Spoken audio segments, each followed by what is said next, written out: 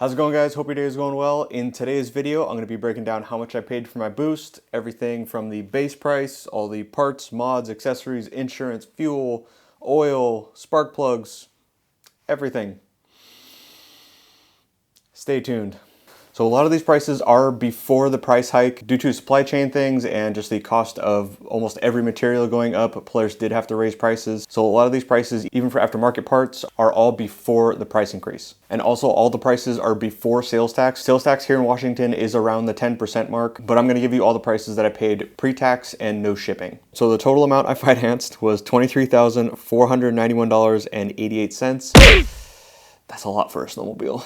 That includes all the accessories, which I'll break down here in just a second. Now that is the total amount that I financed. I unfortunately couldn't find the original sales receipt that showed the full breakdown on the sled and all the parts, accessories, and everything, but I think I got pretty close with estimations on what the price of the sled and the price of the parts were at the time. I did a reverse tax calculator, and with the 9.4% tax that I paid here in Washington, that was approximately $2,018.50 in sales tax, bringing my approximate total to $21,473.38. Now I opted to go for the 36-month financing, so my monthly payment is about $704.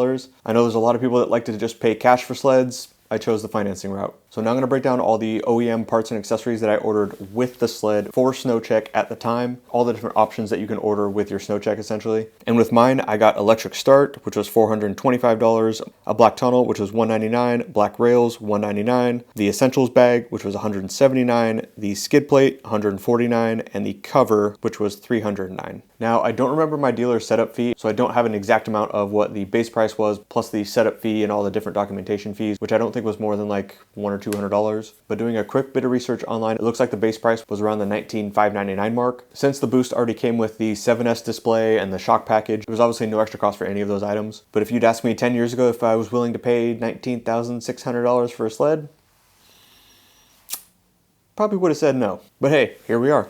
So next up, I'm going to go over all the different parts, mods, accessories, and everything that I ordered after buying the sled. Some of these items are sponsored, not all of them. I want to make sure that I stress that because there are products that are supplied by sponsors or companies that I work with that want feedback or install or review videos of their products, but the majority of the parts are out of my own pocket. All right, so first up, we're going to get the biggest cost right out of the way first was the wonderful Brandt Fox shocks, the QS3 1.50 shocks. They were $2,248. The Arctic Effects wrap is valued at $550. The Boondocker 2.0 handlebars, $140. The RSI heaters are $70. Bar pad was $30. Oversized bar adapter, $70, grips, $18, cork insulators, $17, throttle block, $110, TKI brake lever, $55, brake reservoir cover, $66. The Silver muffler I did get on sale, it was $299. The Seco seat cover was $140. I have a set of Venom primary shims that I got for $10, a secondary roller bearing for $25, a fire and ice vent for $32. There's also a muff pot for $40 and a lightweight battery for $76. Now that is all of the aftermarket parts that I've ordered for the sled. Now we're going to go over all the OEM Polaris accessories that I ordered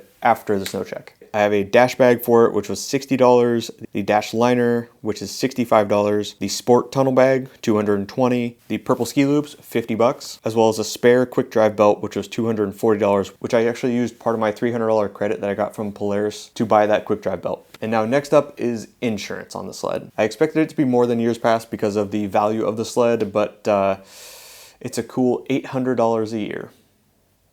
Oh yeah. Now, oil for the sled, I run the VES Extreme, the white bottle cap. There's a couple local dealers that sell this in bulk. Unfortunately, it's a little bit cheaper than what the standard Polaris bottle is, but I have about 7 or 8 gallons between these bulk ones and the standard Polaris bottle. And for one of the gallons, I did use the rest of my $300 credit from Polaris. So I'd estimate that I've probably spent about $400 on oil so far. And that was the pre-price increase, because now a gallon of oil is about $70. As far as spark plugs, I've been running the BPR 9ES plugs. I found a pretty good deal for them for $25 for 10. So I picked that up. I've only gone through one set of plugs breaking it in. So I feel pretty fortunate because I know there's a lot of people that probably went through 5, 6, 7, 8 sets of plugs last year. Now, as far as fuel, whenever the sled was empty, I probably put around 10 gallons or so in the sled. And the average price for premium here in Washington has been around that $4 to $5 mark. So that's about $40 to $50 every time I have to go to fill up the sled. Unlike a lot of Boost owners, I didn't really notice going through too much fuel in the 300 miles that I've ridden it so far. That's probably just due to my riding style though. And then the last one is repairs.